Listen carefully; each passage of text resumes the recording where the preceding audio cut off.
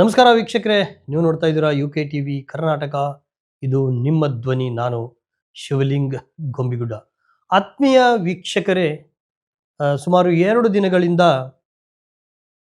ಕರ್ನಾಟಕ ಸರ್ಕಾರದ ಸಚಿವರಾಗಿರತಕ್ಕಂಥ ಪ್ರಿಯಾಂಕ್ ಖರ್ಗೆರವರು ಸರ್ಕಾರಿ ಶಾಲೆ ಮತ್ತು ಮೈದಾನಗಳು, ಸರ್ಕಾರಿ ಅನುದಾನಿತ ಶಾಲೆಗಳು, ಸರ್ಕಾರಕ್ಕೆ ಸಂಬಂಧಪಟ್ಟಂಥ ಸ್ಥಳಗಳಲ್ಲಿ RSSನ ಏನು ಪಥಸಂಚಲನಗಳನ್ನು ಬ್ಯಾನ್ ಮಾಡಬೇಕು, ಇದರಿಂದ ಕೋಮು ದ್ವೇಷ ಮುಗ್ಧ ಮಕ್ಕಳ ಮನಸ್ಸಿನಲ್ಲಿ ಹರಡುತ್ತೆ ಅಂತಕ್ಕಂಥ ವಿಚಾರವನ್ನು ಇಟ್ಕೊಂಡು ಏನು ಈ ರಾಜ್ಯದ ಮುಖ್ಯಮಂತ್ರಿಗಳಾಗಿರ್ತಕ್ಕಂಥ ಸಿದ್ದರಾಮಯ್ಯನವರಿಗೆ ಪತ್ರವನ್ನು ಬರೆದಿದ್ದರು. ಅದರ ವಿಚಾರವಾಗಿ ಇಡೀ ರಾಜ್ಯಾದ್ಯಂತ, ದೇಶಾದ್ಯಂತ ಒಂದು ಕಿಚ್ಚು ಹತ್ತಿಕೊಂಡಿದೆ ಅಂದರೆ ತಪ್ಪಾಗಲಾರದು.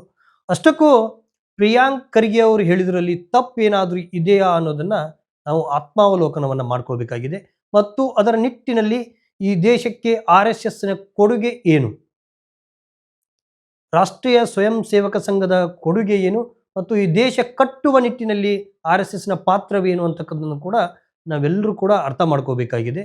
ಮತ್ತು ಈ RSS ಅಂತಕ್ಕಂಥದ್ದು BJPಯ ಕೃಪಾಪೋಷಿತ ಸಂಘಟನೆ ವಿನಃ ಯಾವುದೇ ದೇಶಭಕ್ತಿಯ ಸಂಘಟನೆ ಅಲ್ಲ.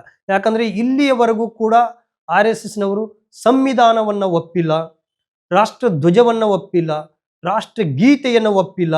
ಯಾವ ಲೆಕ್ಕದಲ್ಲಿ ಈ RSS ಸಂಘಟನೆಯನ್ನು ದೇಶಭಕ್ತಿಯ ಸಂಘಟನೆ ಅಂತ ನಾವೆಲ್ಲರೂ ಕರಿಬಹುದು?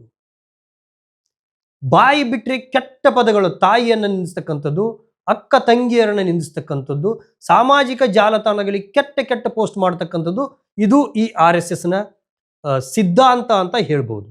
ಮಾತು ಎತ್ತಿದ್ರೆ ಸಾಕು RSSನ ಕಾರ್ಯಕರ್ತರ ಬಾಯಲ್ಲಿ ಬರೋದು ಈ ಕರ್ನಾಟಕ ಸರ್ಕಾರದ ಸಚಿವರಾಗಿರ್ತಕ್ಕಂಥ ಪ್ರಿಯಾಂಕ್ ಖರ್ಗೆ ಅವರ ಬಗ್ಗೆ. ಪ್ರಿಯಾಂಕ್, ನೀನು ಗಂಡ ಹೆಣ್ಣ ಅಂತಕ್ಕಂಥ. ನಿಜವಾಗ್ಲೂ RSS ಇದನ್ನು ಅರ್ಥ ಮಾಡ್ಕೋಬೇಕು. RSS ಇರ್ತಕ್ಕಂಥ ಕಾರ್ಯಕರ್ತರು ಯಾವ ರೀತಿಯಾಗಿ ನಿಮ್ಮ ಸಂಘದಲ್ಲಿ ಸಲಿಂಗ ಕಾಮತನಕ್ಕೆ ಪ್ರಚೋದನೆಯನ್ನ ಕೊಡ್ತಾ ಇದೆ. ಬ್ರಿಟಿಷ್ ಸರ್ಕಾರದ ಬೂಟನ್ನು ನೆಕ್ಕಿರ್ತಕ್ಕಂಥವರು, ಬ್ರಿಟಿಷ್ ಸರ್ಕಾರದ ಚಾಕರಿ ಮಾಡಿರ್ತಕ್ಕಂಥವರು ಈ ದೇಶದ ಮೂಲ ನಿವಾಸಿಗಳಿಗೆ ಇವತ್ತು ದೇಶಭಕ್ತಿಯ ಪಾಠವನ್ನ ಹೇಳ್ಕೊಡ್ತಕ್ಕಂಥದ್ದು ಒಂದು ಸೋಜಿಗದ ಸಂಗತಿ, ಒಂದು ಮುಜುಗರದ ಸಂಗತಿ ಅಂತ ಹೇಳ್ಬೋದು. ಯಾರು ಈ ದೇಶವನ್ನ ಕಟ್ಟಿದವರು, ಬೆಳೆಸಿದವರು? ದೇಶ ಈ ಸ್ವಾತಂತ್ರ್ಯ ಸಂಗ್ರಾಮದಲ್ಲಿ RSSನ ಪಾತ್ರ ಏನಾದರೂ ಇದೆಯಾ? ಬ್ರಿಟಿಷರ ಬೂಟ್ ನೆಕ್ಕಿದವರು ನೀವು. ಬ್ರಿಟಿಷರ ಬೂಟನ್ನು ನೆಕ್ಕಿದಂಥವರು ಇವತ್ತು ದೇಶಭಕ್ತಿಯ ಪಾಠವನ್ನು ಹೇಳ್ತಾ ಇದ್ದೀರಿ. ಆದರೆ ಯಾವುದೇ ಕಾರಣಕ್ಕೂ ಈ ಭಾರತ ದೇಶದ ಹಣೆಬರವನ್ನು ಬರೆದಿರ್ತಕ್ಕಂಥ ಡಾಕ್ಟರ್ ಬಾಬಾ ಸಾಹೇಬ್ ಅಂಬೇಡ್ಕರ್ ಅವರು ಬರೆದಿರ್ತಕ್ಕಂಥ ಸಂವಿಧಾನವನ್ನು ನೀವು ಯಾವತ್ತೂ ಕೂಡ ಒಪ್ಪಲಿಲ್ಲ. ರಾಷ್ಟ್ರಗೀತೆಯನ್ನು ಒಪ್ಪಲಿಲ್ಲ, ರಾಷ್ಟ್ರ ಧ್ವಜವನ್ನು ಕೂಡ ಒಪ್ಪಲಿಲ್ಲ. ನೀವು ಭಗವಾ ಧ್ವಜವನ್ನು ಒಪ್ತಾ ಇದ್ದೀರಿ. ಅಷ್ಟಕ್ಕೂ ದೇಶ ಅಂದ್ರೆ ಏನನ್ನೋ ಕಾನ್ಸೆಪ್ಟೇ ಬಹುಶಃ ಈ RSSನವರಿಗೆ ಗೊತ್ತಿಲ್ಲ ಅಂತ ಅನ್ಸುತ್ತೆ. ದೇಶ ಅಂದ್ರೆ ಬರೀ ಗಡಿ, ಮಣ್ಣು, ಮರ, ನೀರು ಅಲ್ಲ. ದೇಶ ಅಂದ್ರೆ ಈ ದೇಶದಲ್ಲಿ ಬದುಕ್ತಕ್ಕಂಥ, ವಾಸಿಸ್ತಕ್ಕಂಥ ಜನ. ಈ ಭಾರತ ದೇಶದಲ್ಲಿ ಹಲವಾರು ಧರ್ಮಗಳಿದೆ, ನೂರಾರು ಸಾವಿರಾರು ಜಾತಿಗಳಿದೆ. ಎಲ್ಲವನ್ನು ಒಗ್ಗೂಡಿಸಿಕೊಂಡು ಹೋಗ್ತಕ್ಕಂಥದ್ದೇ ಈ ಭಾರತ ದೇಶದ ಸಂಸ್ಕೃತಿ. ಆದರೆ ನೀವು ಜಾತಿಯ ಹೆಸರಿನಲ್ಲಿ, ಧರ್ಮದ ಹೆಸರಿನಲ್ಲಿ ಇಡೀ ಭಾರತಕ್ಕೆ ಕೊಳ್ಳೆ ಇಡ್ತಾ ಇದ್ದೀರಿ. ನಾವು ಎಲ್ಲರೂ ಕೂಡ ನೋಡ್ತಾ ಇದ್ದೀವಿ ಸಾಮಾಜಿಕ ಜಾಲತಾಣದಲ್ಲಿ ಬೆದರಿಕೆಯ ಕರೆಗಳು. ಪ್ರಿಯಾಂಕ್ ಖರ್ಗೆ ಅವರಿಗೆ ಎಲ್ಲಿಗೆ ಬಂದು ನಿಲ್ತಾ ಇದೆ ಈ ದೇಶ? ನಿಮಗೆ ಸೈದ್ಧಾಂತಿಕವಾಗಿ ಎದುರಿಸ್ತಕ್ಕಂಥ ಶಕ್ತಿ ಇಲ್ಲ. ಅದೇ ಕಾರಣಕ್ಕಾಗಿ ನೀವು ಕಲಬುರ್ಗಿ ಅವ್ರನ್ನ ಹತ್ಯೆ ಮಾಡಿದ್ದು, ಗೌರಿ ಲಂಕೇಶ್ ಅವ್ರನ್ನ ಹತ್ಯೆ ಮಾಡಿದ್ದು ಕೂಡ ಇದೇ ಕಾರಣಕ್ಕೆ. ನಿಮಗೆ ಸೈದ್ಧಾಂತಿಕವಾಗಿ ಎದುರಿಸಲಿಕ್ಕೆ ಯಾವುದೇ ಅರ್ಹತೆಗಳಿಲ್ಲ, ನೈತಿಕತೆ ಇಲ್ಲ, ಮತ್ತು ನಿಮಗೆ ಸಿದ್ಧಾಂತಗಳು ಕೂಡ ಇಲ್ಲ. ಅಷ್ಟಕ್ಕೂ ದೇಶ ಪ್ರೇಮ, ದೇಶದ ಮೇಲೆ ಇರ್ತಕ್ಕಂಥ ಅಭಿಮಾನವನ್ನು ನೀವು ತೋರಿಸಬೇಕಾಗಿದ್ರೆ, ನೀವು ಏನು RSSನ ಕಟ್ಟಿ ಶತಾಬ್ದಿಯನ್ನು ಆಚರಿಸ್ಕೊಂಡ್ರಿ, 100 ವರ್ಷಗಳ ಗತಿಸಿತು. ಅದೇ ನಿಟ್ಟಿನಲ್ಲಿ ಈ ಸಂವಿಧಾನದ ನ್ಯಾಯಪೀಠವಾಗಿರ್ತಕ್ಕಂಥ CJI ಪೀಠಕ್ಕೆ ನಿಮ್ಮ ಕಾರ್ಯಕರ್ತ, ಓದಿರ್ತಕ್ಕಂಥ ಒಬ್ಬ ಸೀನಿಯರ್ ಅಡ್ವೊಕೇಟ್ CJI ಪೀಠಕ್ಕೆ ಶೂವನ್ನು ಇಸ್ತಕ್ಕಂಥ ಪ್ರಯತ್ನ ಮಾಡ್ತಾನೆ. ಏನಿದರ ಉದ್ದೇಶ? ಭಾರತ ದೇಶವನ್ನ ಮತ್ತೆ ಚಾತುರ್ವರ್ಣ ಪದ್ಧತಿಗೆ ತಳ್ತಕ್ಕಂಥದ್ದು ನಿಮ್ಮ ಹುನ್ನಾರ. ಇದಕ್ಕೆ ಯಾವತ್ತೂ ಕೂಡ ಈ ಭಾರತ ದೇಶ ಬಗ್ಗುವುದಿಲ್ಲ ಮತ್ತೆ ತಗ್ಗುವುದಿಲ್ಲ.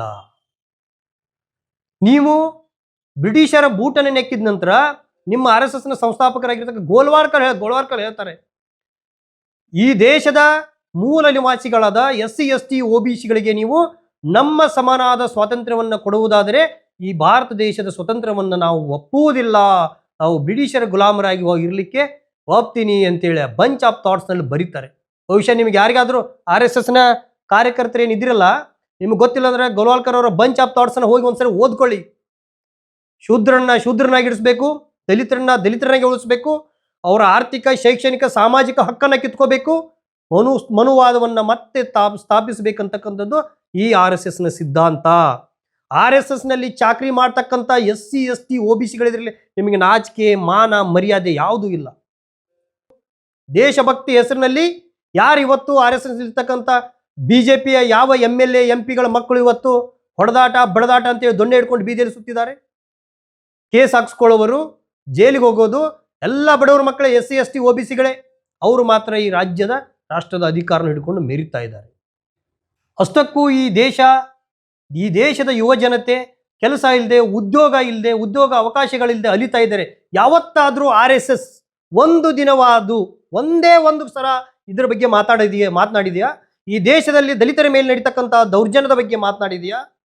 ಇಲ್ಲ, ಯಾವುದೇ ಕಾರಣಕ್ಕೂ ಮಾತಾಡಲ್ಲ. RSS ಅಂತಕ್ಕಂಥದ್ದು ರಾಷ್ಟ್ರೀಯ ಸ್ವಯಂ ಸೇವಕ ಸಂಘ ಅಂತಕ್ಕಂಥದ್ದು ಇದು ದೇಶಭಕ್ತಿಯ ಸಂಘಟನೆಯಲ್ಲ, ಇದು BJPಯ ಭಕ್ತಿಯ ಸಂಘಟನೆ ಅನ್ನೋದನ್ನ ಈ ರಾಜ್ಯ, ಈ ದೇಶದ ಯುವ ಜನತೆ ಅರ್ಥ ಮಾಡ್ಕೋಬೇಕು. ಮೊದಲು ಇದು ಯಾವುದೇ ದೇಶಭಕ್ತಿಯ ಸಂಘಟನೆ ಅಲ್ಲ. ಯಾವತ್ತೂ ಕೂಡ ದೇಶಭಕ್ತಿಗೆ ಹೆಸರಿನಲ್ಲಿ ನಾಟಕವನ್ನು ಮಾಡಿಕೊಂಡು ಕೆಳ ಸಮುದಾಯಗಳನ್ನ ತುಳಿಲಿಕ್ಕೆ ಕುತಂತ್ರವನ್ನು ಮಾಡ್ತಕ್ಕಂಥದ್ದು. ದೇಶಭಕ್ತಿ ಅಂತೇಳಿ ಉಗ್ರಗಾಮಿ ಸಂಘಟನೆಯ ತಾಲಿಬಾನನ್ನ ಇವತ್ತು ನರೇಂದ್ರ ಮೋದಿ ಅವರು ಭಾರತಕ್ಕೆ ಆಹ್ವಾನಿಸಿ ಪತ್ರಿಕಾಗೋಷ್ಠಿಯನ್ನು ಮಾಡ್ಲಿಕ್ಕೆ ಹೇಳ್ತಾರೆ. ಅದ್ರ ಬಗ್ಗೆ ಯಾವತ್ತಾದ್ರೂ RSS ಮಾತನಾಡಿದೆಯಾ? ಮಾತೆತ್ತಿದ್ರೆ ಪಾಕಿಸ್ತಾನ್, ಅಫ್ಘಾನಿಸ್ತಾನ್, ಹಿಂದೂ, ಮುಸಲ್ಮಾನ್ ಅಂತ ಹೇಳ್ತೀರಿ. ಈ ದೇಶಕ್ಕಾಗಿ ನಿಮ್ಮ ಕೊಡುಗೆ ಏನು? ಯಾವತ್ತಾದ್ರೂ ನಿರುದ್ಯೋಗದ ಬಗ್ಗೆ ಇವತ್ತೇ ನೀವು ಪಥಸಂಚಲನವನ್ನು ಮಾಡ್ತಾ ಇದ್ರಲ್ಲ ದೊನ್ನೆಗಳನ್ನ ಇಟ್ಕೊಂಡು, ನಿರುದ್ಯೋಗಕ್ಕಾಗಿ ಯಾವತ್ತಾದ್ರೂ ಈ ದೇಶದ ಯುವ ಜನತೆಯ ಪರವಾಗಿ ನೀವು ಪಥಸಂಚಲನವನ್ನು ಮಾಡಿದ್ದೀರಾ? ಈ ದೇಶದಲ್ಲಿ ನಡೀತಕ್ಕಂಥ ಜಾತಿ ತಾರತಮ್ಯದ ವಿರುದ್ಧ ಯಾವತ್ತಾದ್ರೂ ಪಥಸಂಚಲನವನ್ನು ಮಾಡಿ ಬೀದಿಗಿಳಿದಿದ್ದೀರಾ? ಯಾವುದಾದ್ರೂ ವೈಯಕ್ತಿಕ ಕಾರಣಕ್ಕೆ ಹಿಂದೂ ಅಥವಾ ಮುಸಲ್ಮಾನ್ ಯುವಕರ ಮಧ್ಯೆ ಗಲಾಟೆ ಆದ್ರೆ ಅದನ್ನ ಜಾತೀಯತೆ ಅಂತೇಳಿ ಬಿಂಬಿಸ್ತಕ್ಕಂಥದ್ದು, ಅಂತರ್ಧರ್ಮದ ವಿವಾಹಗಳಾದ್ರೆ ಅದನ್ನು ಲವ್ ಜಿಹಾದ್ ಅಂತ ಬಿಂಬಿಸ್ತಕ್ಕಂಥದ್ದು. ಮೊನ್ನೆ ತಾವೆಲ್ಲರೂ ಕೂಡ ನೋಡಿರಬಹುದು, ಸಲಿಂಗ ಕಾಮಕ್ಕೆ ಬೇಸತ್ತು ಸಂಘ ಪರಿವಾರದ ಒಬ್ಬ ಯುವಕ 15 ಪೇಜುಗಳ ಪುಟ ಬರಹವನ್ನು ಬರೆದಿಟ್ಟು, ಡೆತ್ ನೋಟನ್ನು ಬರೆದಿಟ್ಟು ಸೂಸೈಡ್ ಮಾಡ್ಕೊಂಡಿದ್ದಾನೆ. ನಾಚಿಕೆ, ಮಾನ, ಮರ್ಯಾದೆ ಇದೇನ್ರಿ ನಿಮ್ಗೆ? ಮಾತನಾಡಿದ್ರೆ ಯಾರಾದರೂ ಅದ್ರ ಬಗ್ಗೆ? ಅದರಲ್ಲೂ ಕರ್ನಾಟಕದಲ್ಲಿ ಇರ್ತಕ್ಕಂಥ ಹಿಂದೂ ಧರ್ಮ ಸಂಸ್ಥಾಪಕರು ಮಾತಾಡಿದ್ರ? ಸಲಿಂಗ ಕಾಮಕ್ಕೆ ಬೇಸತ್ತು, ಇದು ಒಂದೇ ಅಲ್ಲ, ಇದೇ ರೀತಿಯಾಗಿ RSS ಇರ್ತಕ್ಕಂಥ ಎಷ್ಟೋ ಜನ ಸಲಿಂಗ ಕಾಮಕ್ಕೆ ಒಳಪಟ್ಟಿದ್ದಾರೆ. ಇಂತಹ ಸಲಿಂಗ ಕಾಮಿಗಳು ಈ ದೇಶದ, ಈ ರಾಜ್ಯದ, ಈ ಭಾರತ ದೇಶವನ್ನು ಕಟ್ಟಲಿಕ್ಕೆ ಶ್ರಮಿಸಿದಂಥ ಡಾಕ್ಟರ್ ಬಾಬಾ ಸಾಹೇಬ್ ಅಂಬೇಡ್ಕರ್ ವಂಶದ ಕೂಡಿಯಾಗಿರ್ತಕ್ಕಂಥ ಪ್ರಿಯಾಂಕ್ ಖರ್ಗೆ ಅವರನ್ನ ನೀನು ಗಂಡೋ ಹೆಣ್ಣು ಅಂತ ಕೇಳ್ತೀರಿ. ನಾಚಿಕೆ ಆಗಲ್ವೇನ್ರಿ ನಿಮ್ಗೆ? ನಿಮ್ಮತನವನ್ನ ಮೊದಲು ನೀವು ಪ್ರಶ್ನೆ ಮಾಡ್ಕೊಳ್ಳಿ, ಆಮೇಲೆ ಮಾತನಾಡೋರಂತೆ.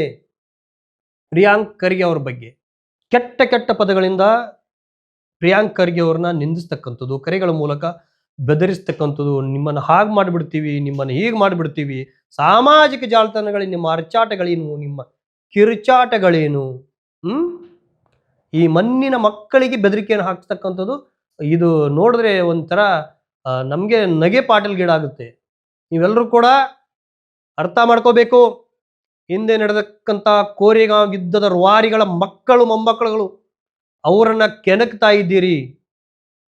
ಈ ದೇಶ ಯಾರ ಸ್ವತ್ತು ಅಲ್ಲ, ಎಲ್ಲರಿಗೂ ಸ್ವಾತಂತ್ರ್ಯ ಇದೆ. ಹಾಗಂತ ಈ ದೇಶವನ್ನು ಒಡಿತಕ್ಕಂಥ ನಿಟ್ಟಿನಲ್ಲಿ ಈ ಭಾರತ ದೇಶದ ಜನತೆ ಯಾವತ್ತೂ ಬಿಡೋದಿಲ್ಲ. ಇದು ಅಂತ್ಯ ಆಗೇ ಆಗತ್ತೆ. ಯಾವ ರೀತಿ ಇಂಡೋನೇಷ್ಯಾ, ನೇಪಾಳ, ಶ್ರೀಲಂಕಾಗಳು ಹೊತ್ತಿ ಉರಿದವಲ್ಲ, ಅದೇ ರೀತಿಯಾಗಿ ಹೊತ್ತಿ ಉರಿತೆ ಅಂತಕ್ಕಂಥ ಮಾತನ್ನು ಹೇಳ್ತಾ ಇದ್ದೀನಿ.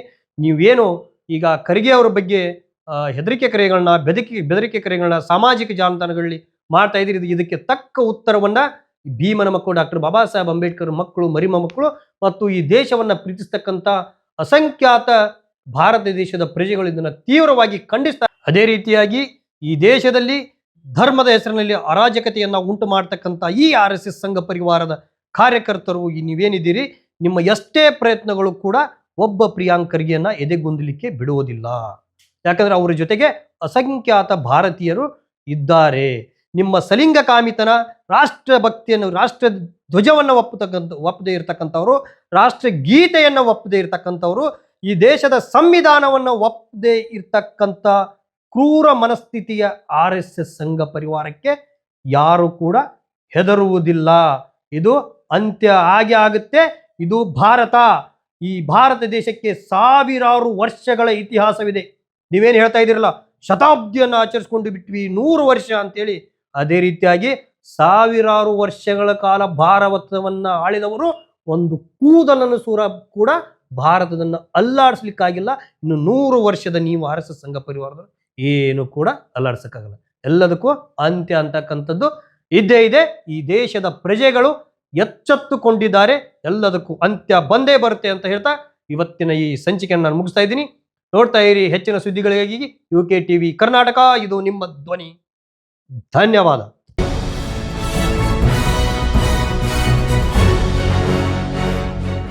ನಿರ್ಭೀತಿ, ನಿಷ್ಪಕ್ಷಪಾತ, ನಿಖರವಾದ ಸುದ್ದಿಗಳಿಗಾಗಿ ನೀವು ನೋಡ್ತಾ ಇರಿ UK TV ಕರ್ನಾಟಕ.